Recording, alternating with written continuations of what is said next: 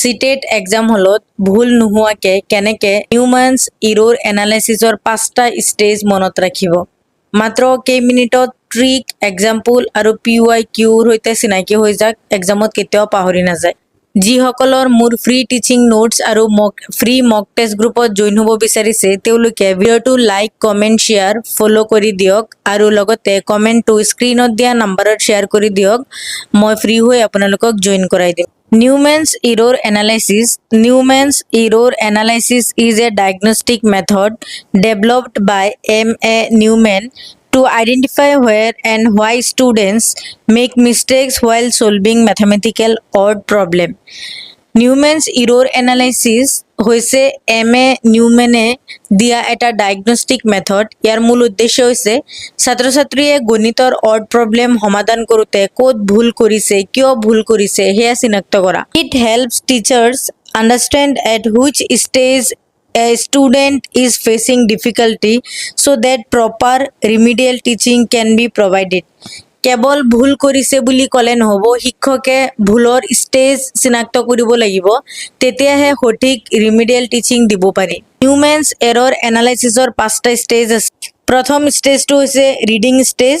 The student can read the question correctly. প্ৰথমে ছাত্ৰই প্ৰশ্নটো শুদ্ধকৈ পঢ়িব পাৰিব লাগিব আৰু ইৰ'ৰটো ক'ত হয়, প্ৰব্লেমটো ক'ত হয়। The student can not read words, numbers or symbols accurately. যদি ইৰ'ৰ হয়, সংখ্যা, শব্দ বা চিম্বল ভুলকৈ পঢ়ে, তেতিয়া টিচাৰৰ কিছুমান ৰোল থাকে। যদি আপুনি গম পাই আছে যে এইটো প্ৰব্লেম চল্ভ কৰিব পৰা নাই, এইটো প্ৰব্লেম ৰিডিং ষ্টেজত প্ৰব্লেম হৈছে, তাৰমানে ধৰক এটা এক্সাম্পল 48ক 84 পঢ়ি আছে, তো এইটো ৰিডিং ষ্টেজত ভুল হৈ আছে। চ' ৰিডিং ষ্টেজত যদি ভুল কৰে ষ্টুডেণ্টে, তেতিয়া আপুনি কি কৰিব লাগিব, ইম্প্ৰুভ ৰিডিং স্কিলছ, ভকেবুলাৰী এণ্ড প্ৰনাউন্সিয়েশ্যন। চ' এইবিলাক কি কৰিব লাগিব, ইম্প্ৰুভ কৰিব লাগিব, প্ৰেক্টিচ কৰাব লাগিব ৰিডিঙত, ভকেবুলাৰী ইম্প্ৰুভ কৰিব লাগিব, প্ৰনাউন্সিয়েশ্যন ইম্প্ৰুভ কৰিব লাগিব। এটা এক্সাম্পল দিওঁ, a shop has 48 apples, it sells 19 apples, how many apples are left. এতিয়া কুৱেশ্যনৰ আনচাৰটো কৰাৰ আগতে ছাত্ৰজনে ভুল কি কৰিছে, 48টোক 84 পঢ়ি আছে, গতিকে একুৰেট আনচাৰটো ওলাই আহিবনে, নোলায়। গতিকে কি, error occurs at the reading stage because the student could not read the number correctly. So' student ক'ত ভুল হৈ আছে, নিউমেন্স ইৰ'ৰ এনালাইচিছৰ মতে ষ্টুডেণ্ট ইয়াত ক'ত ভুল কৰি আছে, ৰিডিং ষ্টেজত। চ' ৰিডিং ষ্টেজত ভুল কৰি আছে কাৰণে ৰিডিঙৰ প্ৰতি আমি ধ্যান দিব লাগিব, গুৰুত্ব দিব লাগিব, এইবিলাক আমি কি কৰোঁ, ইম্প্ৰুভ কৰাব লাগিব, ৰিডিং প্ৰেক্টিচটো কৰাব লাগিব, ঠিক আছে। এতিয়া ছেকেণ্ড ষ্টেজটো হৈছে comprehension stage. The student understands the meaning of the question. Comprehension ষ্টেজত কি হয়, ছাত্ৰই প্ৰশ্নৰ অৰ্থ বুজি পায়। আৰু ইৰ'ৰ যদি হয়, প্ৰব্লেমটো ক'ত হয়, the student reads correctly but does not understand what is being asked. যদি ইৰ'ৰ হয়, প্ৰশ্ন পঢ়িছে ঠিকেই কিন্তু অৰ্থ বুজি পোৱা নাই, তেতিয়া টিচাৰৰ ৰুল কি থাকে, explain keywords and encourage students to restate the question in their own words. তেতিয়া আপুনি টিচাৰ হিচাপে কিৱৰ্ড এক্সপ্লেইন কৰিব লাগে, নিজৰ লেংগুৱেজত কুৱেশ্যন ক'বলৈ দিয়ক বা নিজৰ লেংগুৱেজতে কি কৰিব লাগে, বুজাই দিব লাগে, তেতিয়া ইজিলি বুজি পাই যায়। এক্সাম্পল এটা, there are 25 boys and 18 girls, find the total number of the students. ইয়াতে কৈছে 25 বয়জ আছে আৰু 18 গাৰ্লছ আছে। এতিয়া টোটেল নাম্বাৰ অফ ষ্টুডেণ্ট কি হ'ব, 25 + 18 হৈ যাব, তেতিয়া টোটেল নাম্বাৰ হৈ যাব।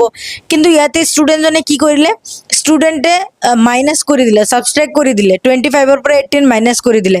গতিকে ইয়াত কি কম্প্ৰিহেনশ্যন ষ্টেজটো ভুল কৰি আছে নাই, কম্প্ৰিহেনশ্যন ষ্টেজত আছে, বিকজ ৰিডিং ষ্টেজটোত ৰিডিং ষ্টেজত কি হৈছে, ৰিডিং কৰিব পাৰিছে কাৰণে 25 আৰু 18 লিখিব পাৰিছে।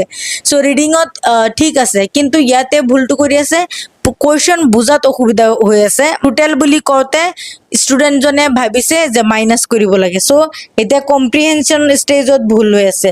চ' আপুনি কি কৰিব লাগে, সেইটো টাইমত যদি ষ্টুডেণ্ট কম্প্ৰিহেনশ্যন ষ্টেজত মিষ্টেক কৰি আছে, তেতিয়া আপুনি কিৱৰ্ড কিছুমান এক্সপ্লেইন কৰি দিব লাগে, যিমান পাৰে ইজি লেংগুৱেজত নিজৰ ভাষাত কি কৰিব লাগে, এক্সপ্লেইন কৰিব লাগে। থাৰ্ড ষ্টেজটো হৈছে transformation stage. The student select the correct mathematical operation or strategy. এতিয়া কি কৰে, সঠিক অপাৰেশ্যন বাচিব লাগিব। ট্ৰান্সফৰ্মেশ্যন ষ্টেজত কি হয়, সঠিক ফৰ্মুলা মেথড লগাব লাগিব, সঠিক ষ্ট্ৰেটেজি লগাব লাগিব। প্ৰব্লেমটো ক'ত হয়, the student understands the question but choose the wrong operation. কি হয় যে কুৱেশ্যনটো পঢ়িব পাৰিছে, কুৱেশ্যনটো বুজিব পাৰিছে, বাট কি হয় যেনিবা এটা মেথছ সলভ কৰিব তাতে ফৰ্মুলা ভুলকে লগাই আছে, গতিকে ফৰ্মুলা ভুলকে লগালে কি হয় মেথছটো আল্টিমেটলি ভুল হ'ব। চ' টিচাৰৰ ৰুল কি হ'ব ইয়াত, teach problem solving strategies and operation selection. Problem solving strategy শিকাব লাগিব যে এনেকে কৰিলে এনেকে হয়। এক্সাম্পল, এ পেঞ্চিল কষ্ট 12 rupees, what is the cost of 5 pencils? এটা পেঞ্চিলৰ দাম যদি 12 টকা হয় তেন্তে 5টা পেঞ্চিলৰ দাম কিমান হ'ব, 5 দি ইনটু হ'বনে নাই, 12 into 5 তাৰমানে 60 ওলাব। কিন্তু যেতিয়া ষ্টুডেণ্টে প্লাছ কৰি দিয়ে টোটেলটো ওলাবলৈ, গতিকে কি মানে ষ্ট্ৰেটেজিটো ভুল কৰিছে, যিটো ষ্ট্ৰেটেজি লগাব লাগিছিলে সেইটো ভুল কৰিছে। এইটো হৈছে ট্ৰান্সফৰ্মেশ্যন ষ্টেজ। যদি ষ্টুডেণ্টে ট্ৰান্সফৰ্মেশ্যন ষ্টেজত ভুল কৰি আছে তেতিয়াহ'লে আপোনালোকে কেনেকে ষ্ট্ৰেটেজি প্ৰব্লেম সলভ কৰিব লাগে সেইটো শিকাব লাগিব as a teacher. So' next stage process skill stage. The student performs calculation accurately. ইয়াতে ষ্টুডেণ্টে কেলকুলেশ্যন শুদ্ধকে কৰিব লাগিব। আৰু প্ৰব্লেমটো ক'ত হয়, the student choose the correct operation but makes calculation mistake.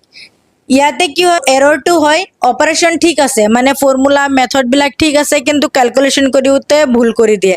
টিচাৰে তেতিয়া কি